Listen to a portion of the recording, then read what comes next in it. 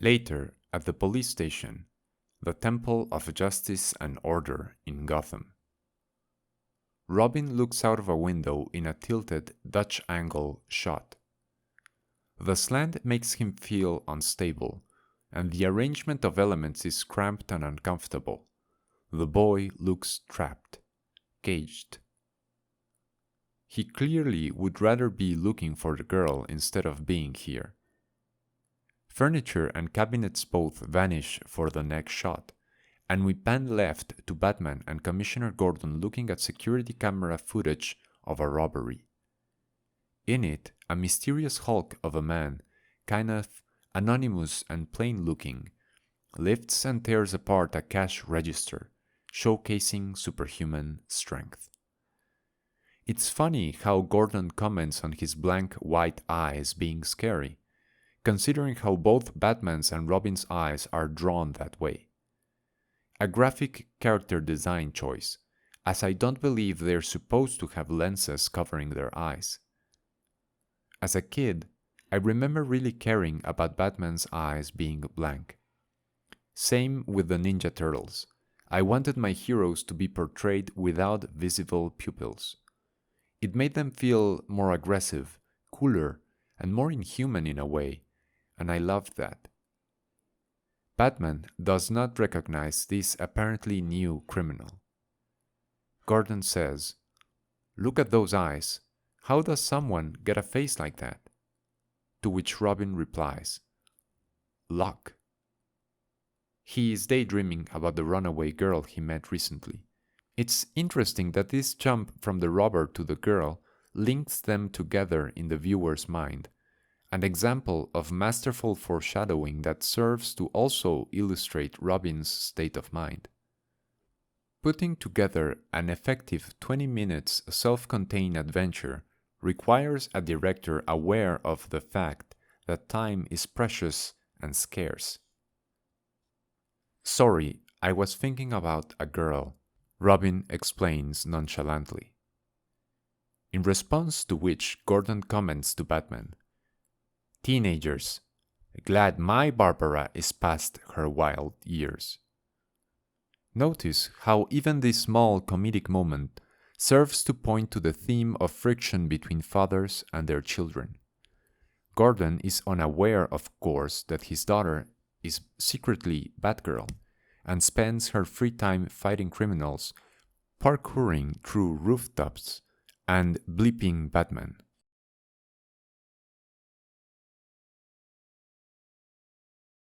Pan up to Batman and Robin up on the rooftops later. Robin has been telling his adoptive father about the girl he met. "And then she ran off again," he says. An effective, simple way to save time. Nothing special, but it's nice to arrive at this dialogue from a pan up, emphasizing the idea that these are heroes that stand above the reality of the streets. Effective fantasy is easy to take for granted. All these little touches certainly add up. Robin comments on the girl's amnesia. "Whatever she's running away from, it's so bad she's blocked it out." Batman sternly shuts down any possibility of them going out of their way to help the girl. "There's nothing we can do for her, and you need to keep your head clear.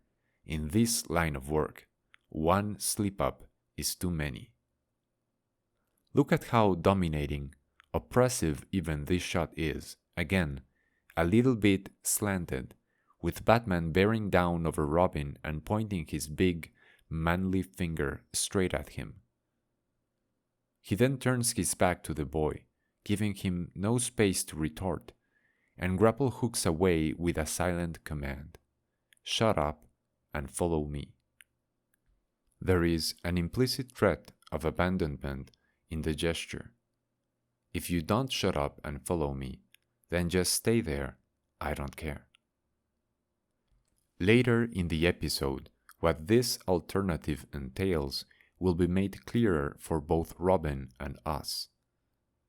For the moment, he doesn't seem too conflicted and complies, and the two swing heroically away into the urban night.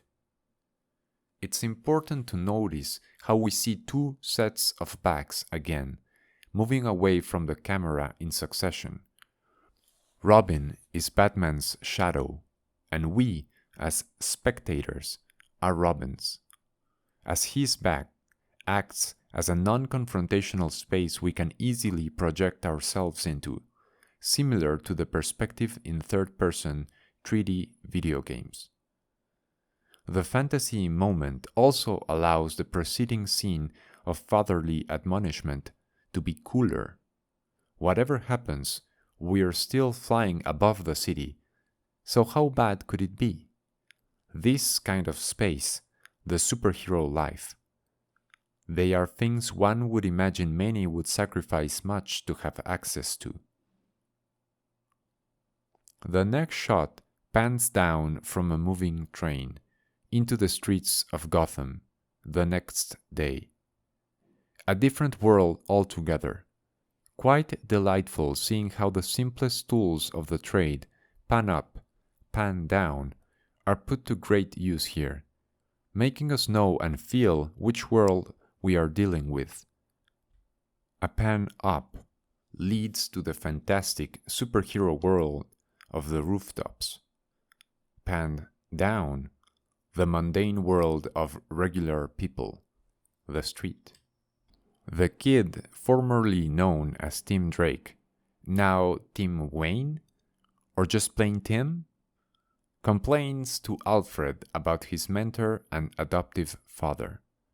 He does it while looking away from the butler, out the window, as if talking to himself. There's so much precise information relayed to the audience through these cuts. Alfred is not really perceived as a complete person, and he isn't really.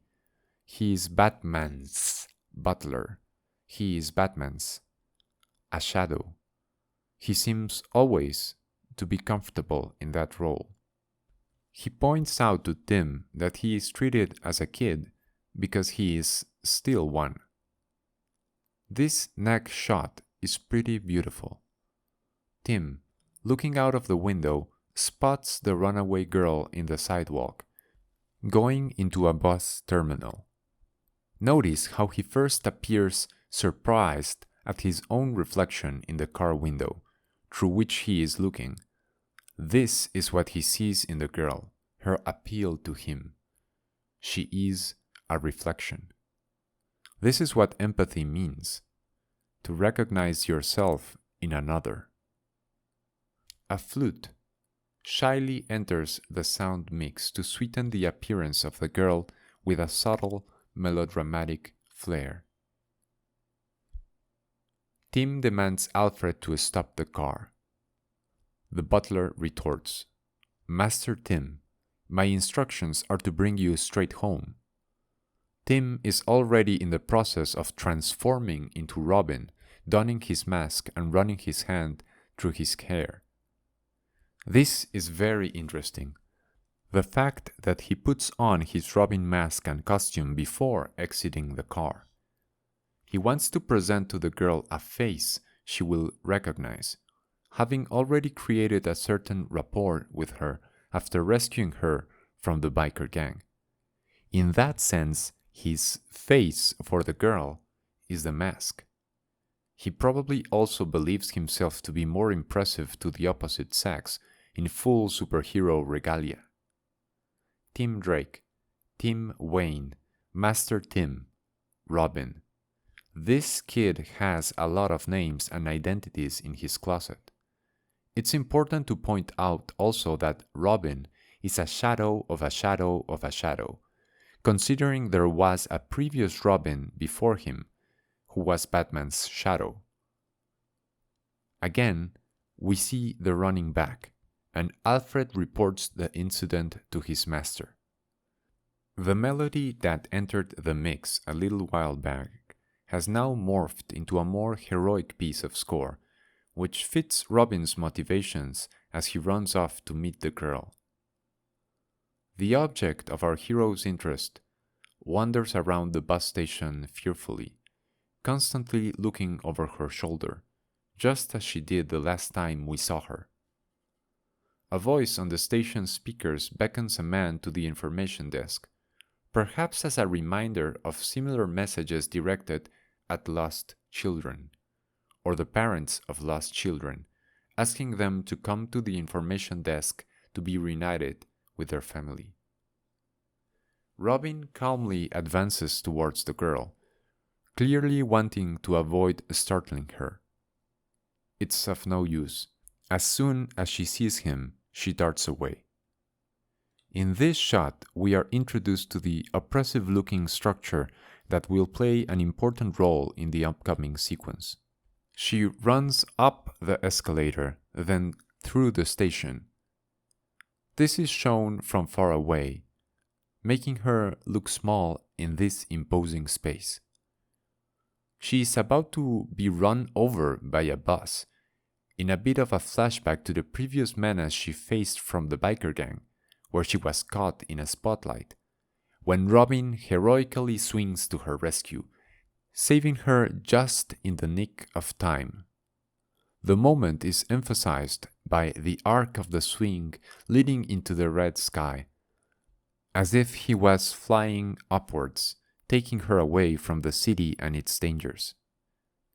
When they land, he smiles expectantly at her, and she rushes into his arms. It seems the answer to "What's a guy gotta do to earn a hug here?" is endanger your own life to rescue a helpless lass twice from certain doom. That should do the trick. She sobs, clinging to him, and noticing this, Robin is unable to reciprocate the hug, worried for her. It's okay, he tells her, and gently pushes her away from him, likely worried about the effects prolonged physical contact with her might have on him. For a moment, it seems as if she is about to start running away from him again. It's endearing to notice how she both craves and fears contact with others. After the crisis, she jumps into his arms, but then she's again filled with fear of him. Quite fetching. Robin speaks. "Why do you keep running away from me?" And then answers his own question with a telling line. "It's the mask, isn't it?" It's interesting that for Robin, the problem of the mask he's wearing is a way to push his problems into the mask. He hopes it's not the real him that is the issue, but the persona he's using at the time. I really enjoy how not one line of the episode goes by without putting pressure on the theme it tackles. There is no fat to this episode. It's a lean, mean, and bleak thing. "It's not you. I have to keep moving. There is a man after me," she says. Extreme close-up of a very interested Robin asking, "Who?" In the next shot, we see the duo from above, again made to look smaller than they are, under surveillance, as the light of another truck sweeps them, a beautiful reminder of the constant danger lurking around them. She explains to him that she doesn't know who this man that she is running away from is, but he is always there, even in my nightmares, she adds. "I'll help you." Our young male hero responds and asks the girl what her name is. "I can't even remember that," she responds, frustrated. The following is one of my favorite moments in the episode. Robin is unfazed by the situation. He responds, "That's okay. We'll improvise," he says, smiling. Looking around the station, he spots a little girl holding onto her mother, both about to board a bus. The girl is holding a doll. A nice little chain of shadows emphasizes the idea of identity built via bonds: mother, daughter, doll. Cut to close-up of said doll, which we can recognize as a Raggedy Ann doll. Raggedy Ann was based on the Little Orphan Annie comic books. Reading from Wikipedia.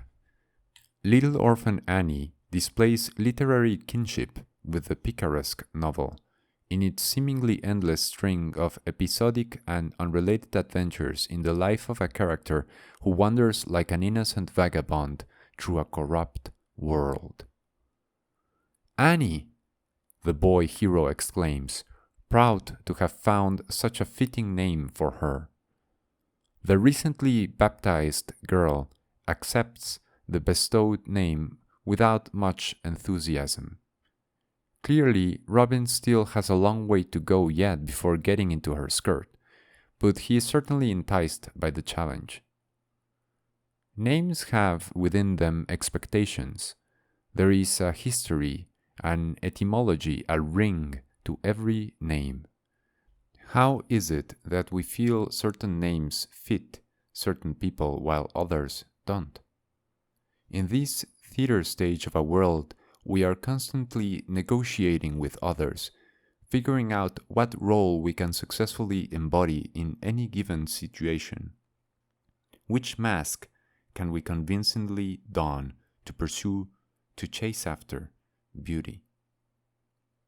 It's a fundamentally social exercise, which is why feral children, say, raised by dogs, will act like them and fail to develop the ability to speak and walk on all fours.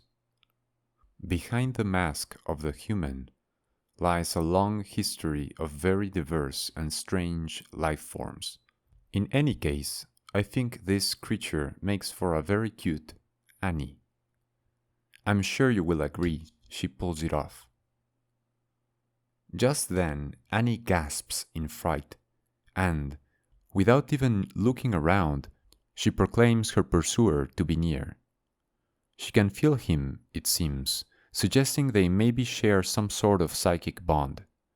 She points across the station and yells out, "There!"